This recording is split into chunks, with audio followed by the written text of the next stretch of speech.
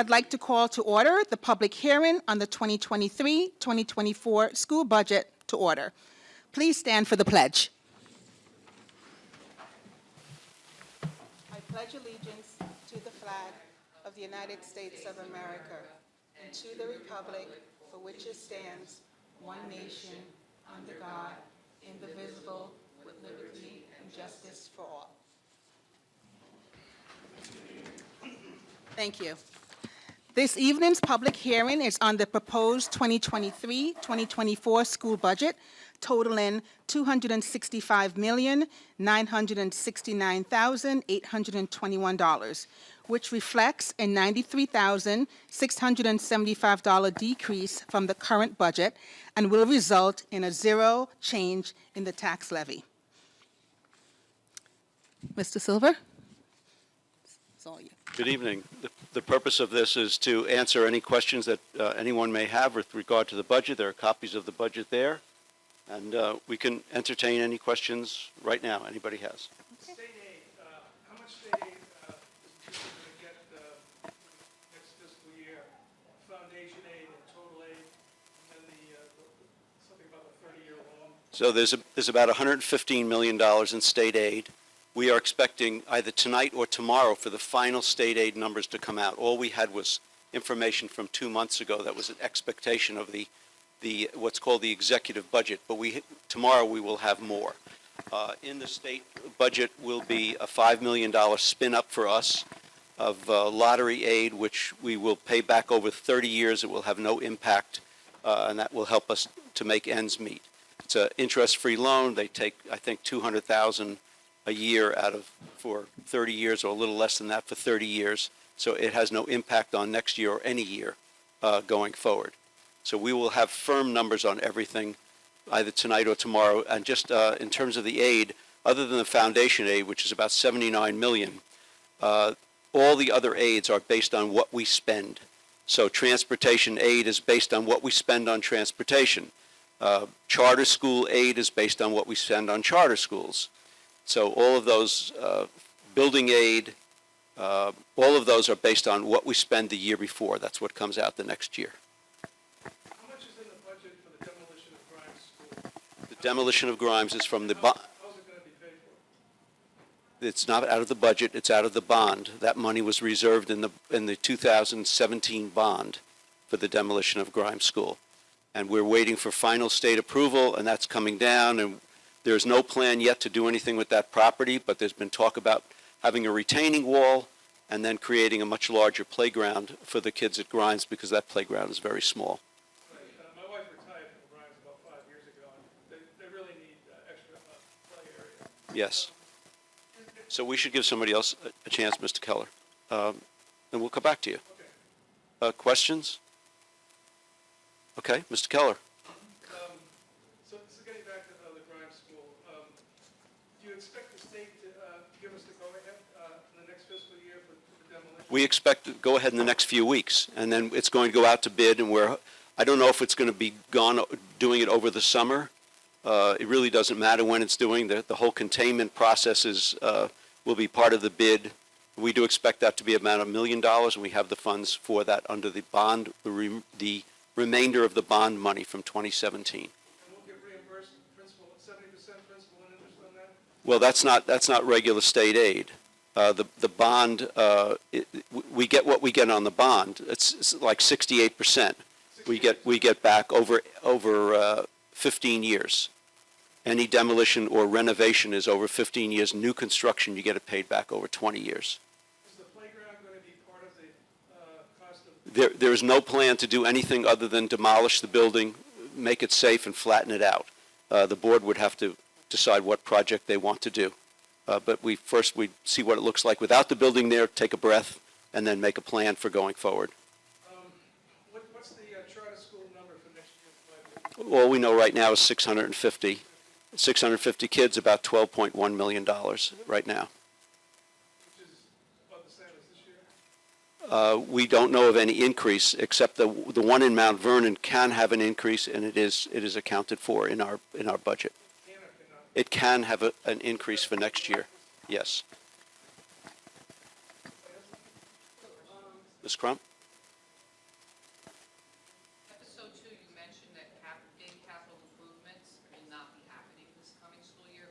What do you mean by episode 2?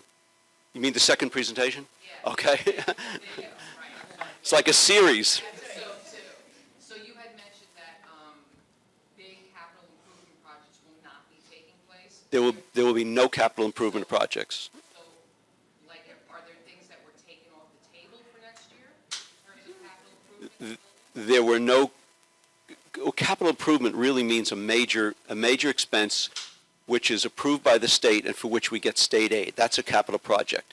Any type of repair doesn't need state approval and doesn't get state aid, but we have several $1 million in the budget for major repairs.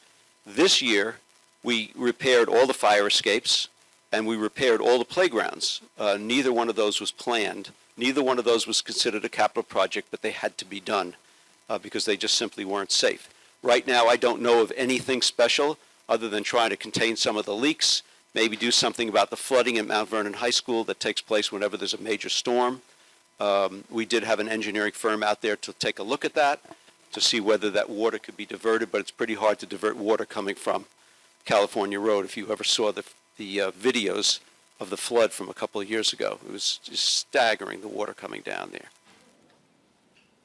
Yeah, like in Lincoln, we have a serious leakage with our roof. So my understanding is that's just in the bridge or the causeway. One of the places, yeah, but like the ceiling tiles, there's been water damage over the years. So I was just asking about that today because I heard that there was some concern about that, and I talked to Mr. Ragusa, who was looking at that stuff, and he said only the bridge. So I'm not aware of any active leaks. There may be damage that hasn't been repaired in terms of ceilings. That's not a major project.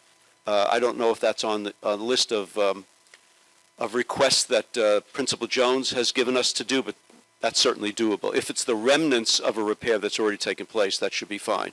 And we do know that that building needs a new roof. And you know we just finished the cooling system up there, and you can't put a cooling system on a bad roof.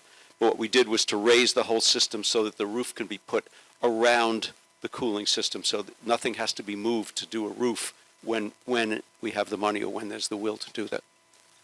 Ms. Crump?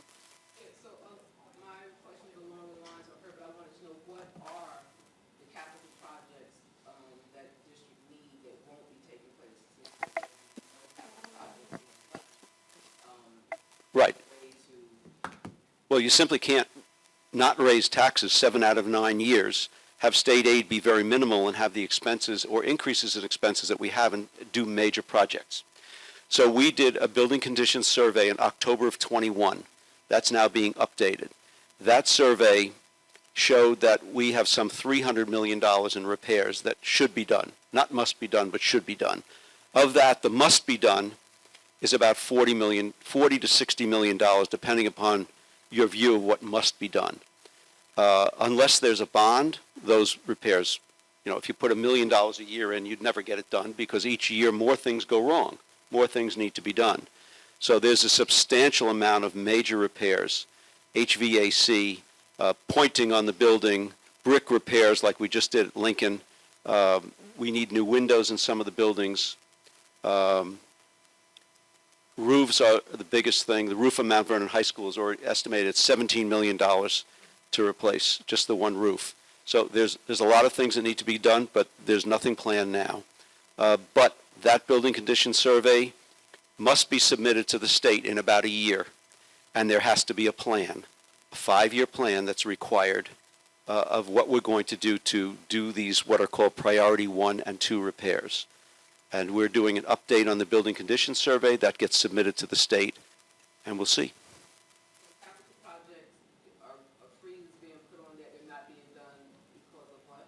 I wouldn't say a freeze is being put on. We simply don't have the money to do any capital projects within the framework of the budget of not increasing the budget, not raising the taxes, not having any substantial increase in state aid. Yes, sir. Well, you can do a bond issue for $40 or $60 million. That's 40 or 60 is high priority. Well, we can do, because our debt goes down every year. The existing debt that we have from the bond from 2000 and from the bond from 2017, and I think there was something around 2009, that debt decreases every year. The principal, just like on a mortgage on a house, it decreases every year. We know that we can do about $60 million in repairs, in major capital projects with no increase in taxes. And people will say, well, how can you be sure of that? Well, since I've been here, we've done two major bonds. We did a $45 million energy performance contract, and we did a $108 million bond. There was no increase in taxes for either one of those. And we can do it again, but that has to be directed by the board. And the tax levy is 0%. Do you have the latest number from Stephanie Vanderpool, the assessor, as to how assessments are this year as compared to last year? No, but we know they're going down. They're going down about $1 million a year, and the reason the assessments are going down and taxes are going up without our asking for more money is that, let's say you have CVS. CVS has a court case where we owe them $100,000 for a reduction in their assessment. Well, that same $100,000 is now spread over every household of the 11,000 parcels in Mount Vernon, and everybody pays more money. So even though we have no increase in our levy, meaning the amount of money that we raise, same 135 million, everybody pays more every time somebody gets a reduction in their assessment, meaning the value. The same amount of money has to be raised, but fewer people are paying it. Even somebody getting a reduction in their house of a few $1,000s in taxes, that still spread among all 11,000 parcels that there are. Part of the problem is that not everybody has paid their taxes. We have about 1,100 properties have not paid their taxes this year. And I'm not sure off the top of my head how many from previous years, but you know we now collect the taxes, and the board will be appointing a tax collector tonight, first full-time tax collector we've had. And so we're going to make more of an effort to collect taxes, although we have no authority other than to ask people to pay their taxes. We have no authority to put a lien against a house or foreclose. Only thing we can do is ask for people to pay. Of the $11.7 million that the city owes the district, is any of that included in the budget for next year? No. How about for Trapping and air conditioning, so they can have summer programs? So we are not able to do that this summer.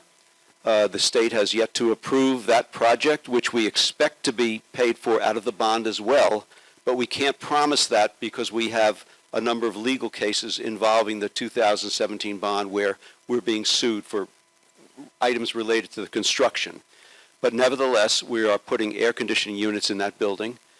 We've been told we can put in 18 air conditioning units in the building, and that we will repurpose those in other schools. So that will mean we'll be able to use all the schools this summer. Lincoln was easier to get done with the cooling tower. The project at Traphagen is a much more difficult project. Does anybody else have a question? Well, we answer your questions as we go along here. Go ahead, Mr. Keller. About 11 points, no, let me back to Traphagen. So that's not going to be done this summer. Is that money for Traphagen, is that going to come out of the bonds and still have money left over? There is only one bond, and I was saying we anticipate it coming out of the bond, but we can't be sure because of the legal cases that we have. Those need to be resolved first.